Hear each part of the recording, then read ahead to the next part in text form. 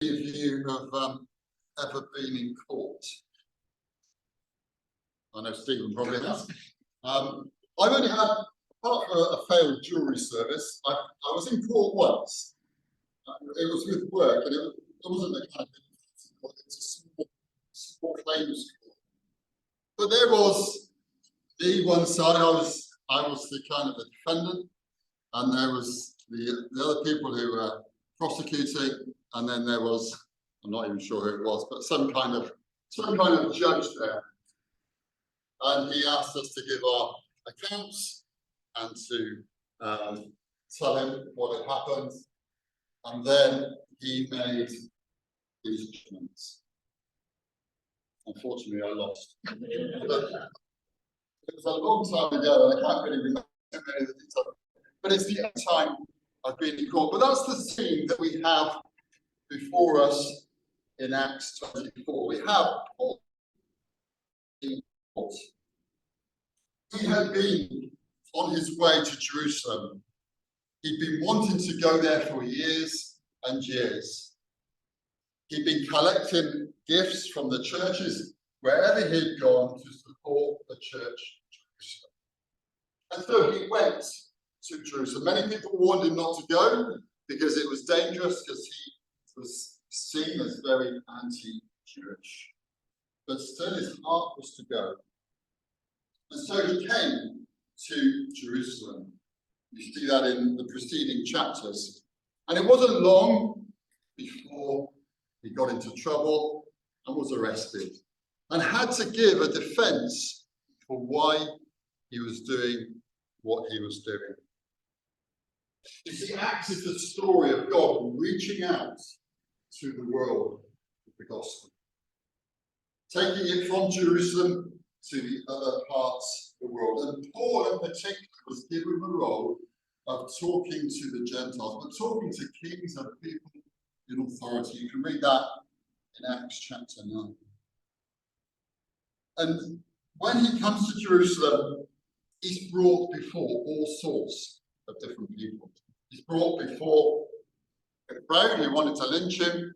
He was brought before the Jewish council to try and explain what he was doing. And his life was so in danger that the Roman commander took him away and sent him to Caesarea, which is where we find him in Acts 24.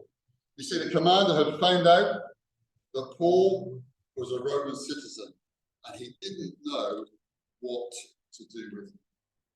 You see that in the previous chapter in Acts 23, when he writes a letter to the governor of Judea, which is Felix, explaining that what had happened in verse 26 to 30. You see, he could find nothing wrong with him. It appeared that all the case was around religious practice, and he didn't know what to do. And so sent him to Felix. And in Acts chapter 24, we have this court scene where Felix calls the Jewish prosecution and Paul, and he is in judgment. We're just going to look at these three things. We're going to look at the prosecution, the defense, and then at Felix, effectively the judge. And we see the prosecution first. They bring their case. And what do we see? We see false accusations. The Jews had come down from Jerusalem. The high priest had come. He'd brought with him a load of elders and important people with him. But they also hired a high-powered lawyer, someone that would help them present their case to Felix. His name was Tertullus, and he was the one that gets up to speak. And in typical style, in that time, he starts off with a whole load of flattery. You see that in verses 2 and 4. He says all sorts of things about Felix. This was the way that it was done. You always showed respect to the judge. But as you read verses 2 to 4, you see that he went well over the top, saying all sorts of good things about Felix. The reality of it was that none of it was true. Felix was probably the least peaceful of all the governors of Judea up to that time. And yet to tell us today we've enjoyed a long period of peace under you. And your foresight has brought reforms. But in reality, the Jews hated Felix. He was the cause of many riots, and he would deal with them in such a hard way that the Jewish people hated him. But to tell us was very clever. He wasn't a high-powered lawyer for no reason. You see, he was laying the foundation of some of the charges that he was going to bring against Paul. And what were these charges? There's 3 of them that you will read in verses 5 to 8. The first one is that he was a troublemaker who stood up riots. Secondly, he was a ringleader of a religious sect. And thirdly, he tried to desecrate the temple. But what is interesting as you read the charges that are brought before Paul is that there is no specific evidence given. All of what Tertullus was saying was all very vague. He stirred up riots amongst the Jews all over the world. But where? He's a ringleader of the Nazarene sect. But no details of it at all. He desecrated the temple, but no details of how he did it. All his kind of charges were very vague. He even goes on saying, if you've got the NIV, you have to look in the margins. Verse 7 is down in a footnote if you've got an NIV Bible, which says that it was giving a false impression of what actually happened.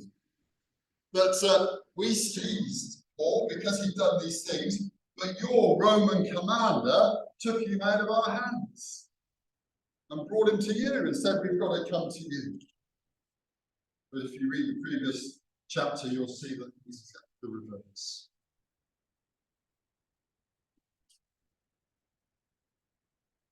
Jesus, when he was talking to his disciples very early on, said, blessed are you when people insult you, persecute you, and falsely say all kinds of evil against you because of me. That was Paul's experience here, wasn't it? People were saying all sorts of things falsely against Paul. He was sharing the gospel. He was sharing the good news of Jesus. But he was being battered and battered and battered because people didn't want to know. People didn't want to know.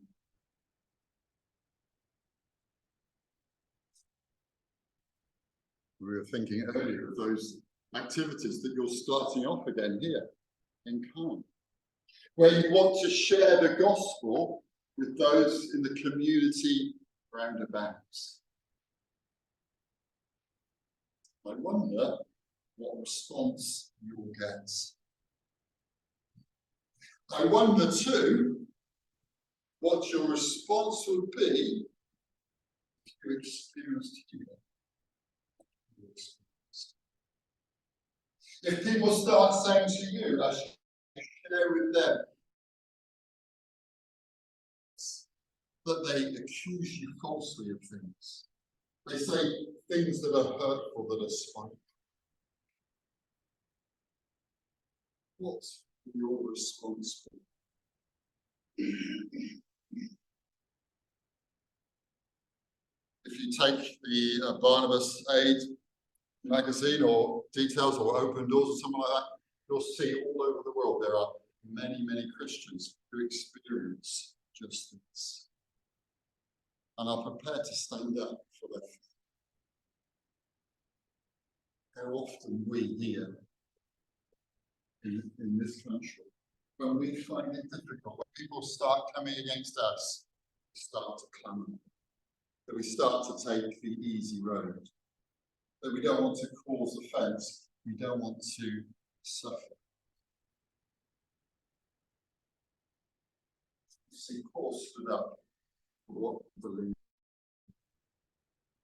And he was prepared to take these accusations and these charges for the sake of the gospel.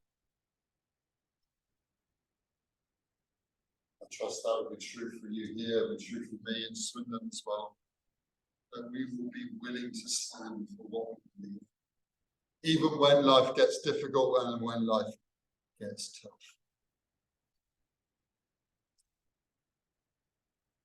But then Felix calls Paul to give his defense.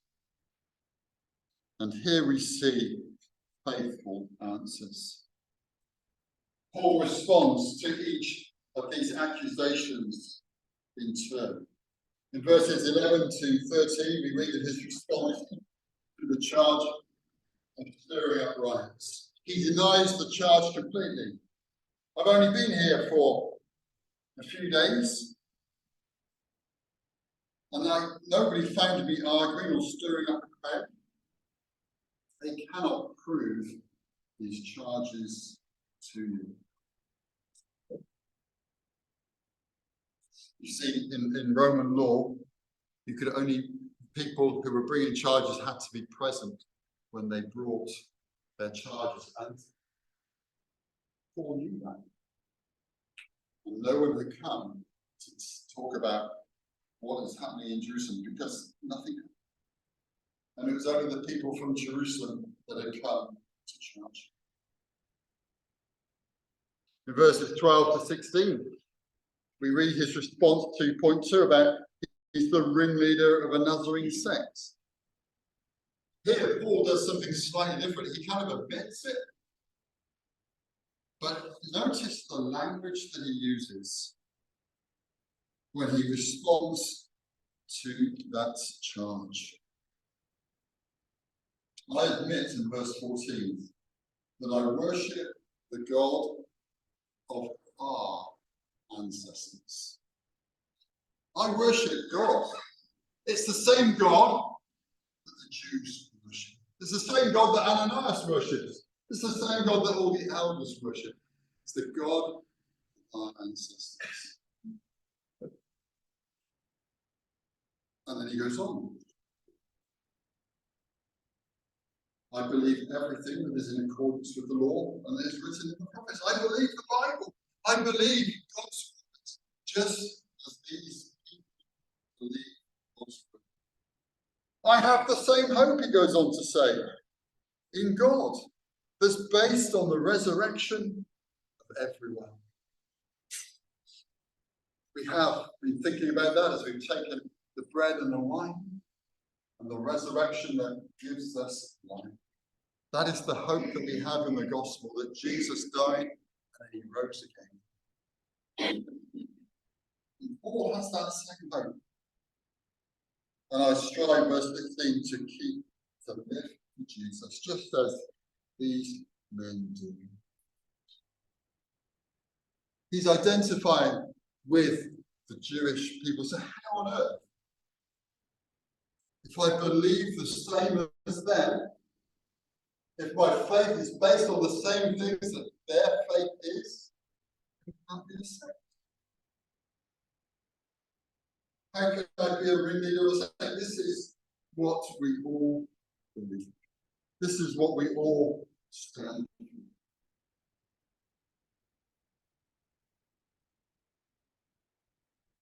And then in verses 75, he deals with point 3. He didn't come to desecrate the temple. Why? Because he came to bring gifts. He came to help the poor.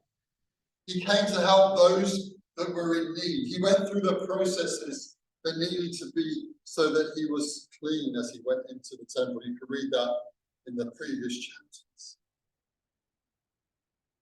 And then he sums up his case saying, the only thing that they can really say against me, because the Jews from Asia who stirred up the trouble in Jerusalem. They're not here. So the only thing that I can be found guilty of is that I believe in the resurrection. If you read through all the defenses of Paul, both before this and after this, you will see that this is a common theme that Paul gives, that his faith is based on the resurrection of Jesus. God saves us through his death, gives us life through his resurrection, because Jesus has paid the price.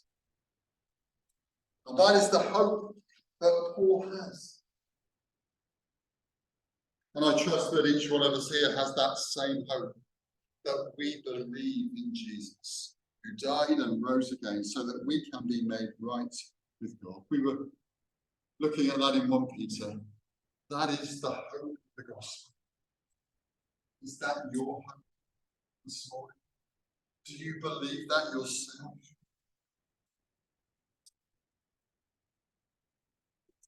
And if you do you take every opportunity you can to share that with us? Even here, when he's in Caesarea, we say that he stood up and he gave his defense, and then he took every opportunity that came his way a few days later to meet with him again. And verse 24 tells us he spoke about his faith in Jesus. And then, for the next 2 years, Felix would often call Paul to come and see him. What did Paul do? He spoke to Jesus. Paul took every opportunity that he had to speak from his Lord. Paul must have been wondering what was going on. Why was he here for 2 years? In the previous, about a week earlier, God has spoken to him, as we read it in chapter 23, that Paul was going to go into Rome. I want you to speak for me in Rome, God tells him. So Paul knew that he was on his way to Rome, and yet here he was, stuck, as it were, in Caesarea for 2 years. What was going on? Paul necessarily didn't know, but he held on to the promise that God had given him. But he also made the most of every opportunity that he had.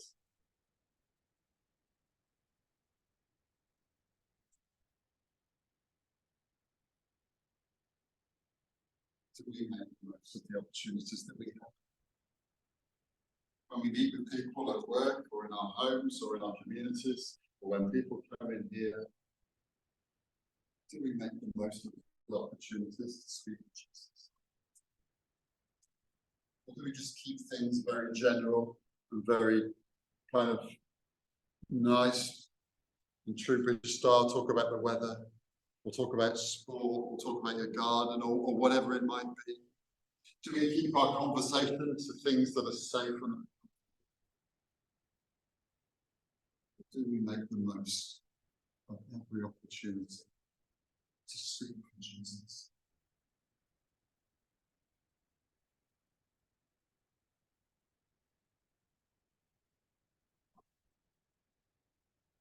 But then we turn over to Felix.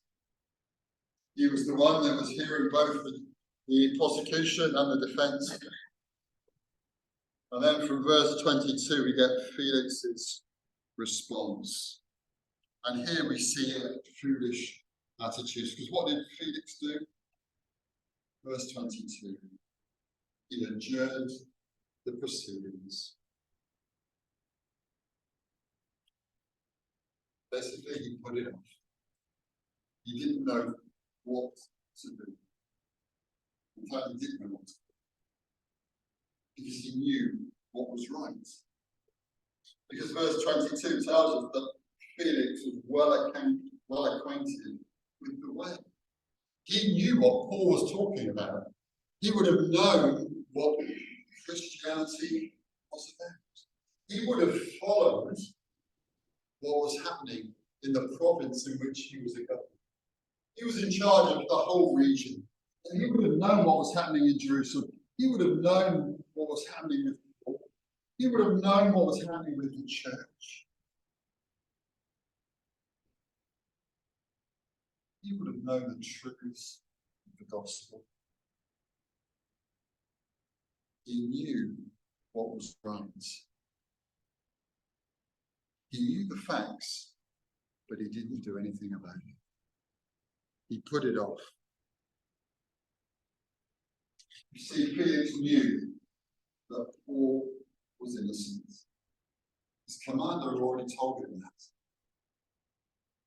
And nothing that Felix had heard from Tertullus had convinced him otherwise. And he was in a difficult position from a worldly perspective. He knew Paul was innocent. He knew Paul was a Roman citizen, so he couldn't just find him guilty of something or other. But he also wanted to keep favour with the Jews. That's what verse 27 tells us. He kept Paul in prison because he wanted to grant a favour to the Jews. But he also wanted to look after himself. Verse 26 tells us he was happy to give him a bribe. You see, those were the things that filled his mind.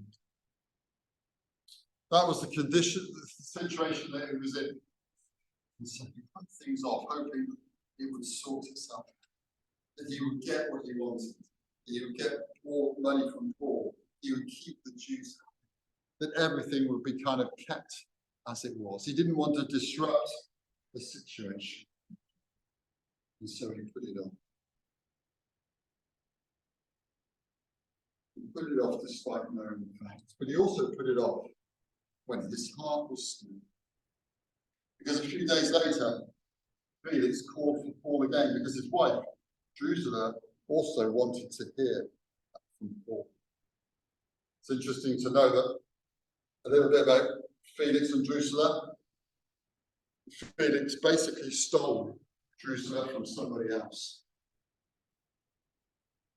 He'd done it in some, you can read it in kind of the historical literature about how he kind of conned her first husband out of having him as the wife and took her for himself. She was a young girl, she was only a teenager. Well, they wanted to hear what Paul had to say, and Paul spoke to them about, Paul talked to them about righteousness and self-control and judgment.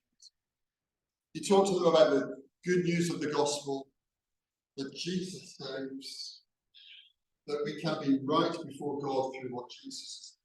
And that should lead us to wanting to live lives that please him and honour him, that are in line with what the Bible says. But if we don't, there's a judgment to come. We read in verse 25 that Felix was afraid. His heart was stirred. He was challenged by what he heard. So much so that he just couldn't deal with it. He sent all away.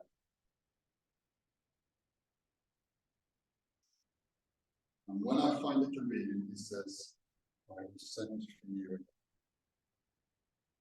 His heart was convicted.